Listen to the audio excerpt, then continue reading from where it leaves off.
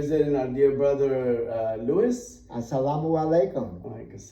Louis, tell us a little bit about your background before you were Muslim.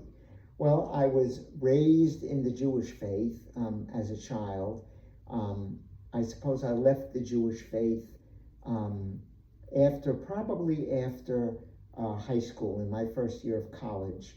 And I pretty much, unfortunately, left God, and for about close to 50 years wandered from one spiritual imagining to another. I never cults or anything, but never really going back to any religion. There were times when I was angry at God. I denied the existence of God, but that was all in my past, and that's gone. And after the Lord brought me to Scranton, Pennsylvania, 8 years ago, I love to walk around.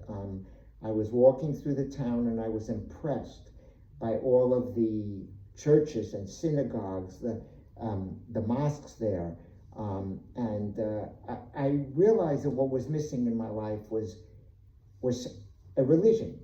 And it was a very religious town. It is a very religious town. And I started looking up online different faiths, looking at them, what they consisted of, what their teachings.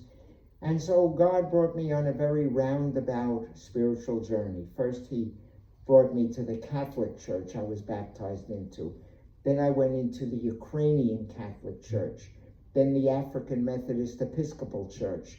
Then quite a few Baptist churches. And then I was going to go, I guess I became stricter and was going to go to a Salvation Army service. One day was March 31st of this year, and it would have been the first time I was able to make it back to church in over a year, just because of medical problems, other issues. What happened was I had one of my usual incidents. I lost consciousness. I fell, hit my head on the counter, fell on the floor, and broke my hip in 2 places. I don't know how long I was laying there unconscious, but when I woke up, I couldn't move. And finally, one of my neighbors, praise be to Allah, came along, and she got the EMTs, they got the fire department, they came in, they took me to the trauma center in Muhlenberg, where I was 4 weeks in the ICU, 2 weeks in inpatient rehab, and then Allah blessed me by my brother, God bless him, who does everything for me. He and a friend of his, who is the Ukrainian Orthodox priest here at the cathedral in Allentown. They've been best friends many years.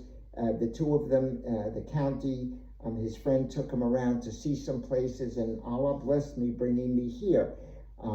Through here, it's affiliated with the United Church of Christ, so I went to some of their services because the chapel is just downstairs. But still, I felt on this roundabout spiritual journey, even though each time I was in a different faith, denomination, church, I felt happy, but yet something was missing. And then one day, out of the clear blue sky, I just thought to myself, Allah sent me the inspiration. I said, I want to read the Quran. Now, years ago, many years ago, when I lived in Massachusetts, I picked up a simplified version of the Quran, started to read it, but never really got far. So my brother, God bless him, looked online. He found for me a small version of the Quran with an introduction to Islam, footnotes in modern English, called The Clear Quran. And I started reading it, but I wanted something more classical, I suppose. More to me, the English was understandable, but yet I don't know. I wanted biblical, maybe something more biblical. Yeah. So he looked online. My brother, God bless him again, Allah led him to find me a copy of the Quran written, translated in 1934 in Lahore, Pakistan, by Dr. Abdullah Yusuf Ali, and it's very sort of like Old English, sort of like if you're familiar with the King James Version of the Bible, it would be that type of writing. And believe it or not, I found that easier to memorize, memorizing verses as I go along and understanding. So I really started reading it. But first I had that clear Quran, and in the back is a number, a toll-free number in Chicago where they publish the Quran. And it says, if you would like to know more about Islam or have questions, please call this number. And this was a few months ago. An imam there called me back in a short while. He spent 2 days on the phone talking to me, answering my questions, and he kept reiterating, going over that, in Islam, there is no forced conversion. It has to be by your will. And after 2 days of talking to him, after I had been reading the Quran as I was, I said to him, Imam, his name is Imam Ahmad, I said, I want to come to Islam. And he gave me, he made sure I said, I am sure, Imam, I am called by God to come to Islam.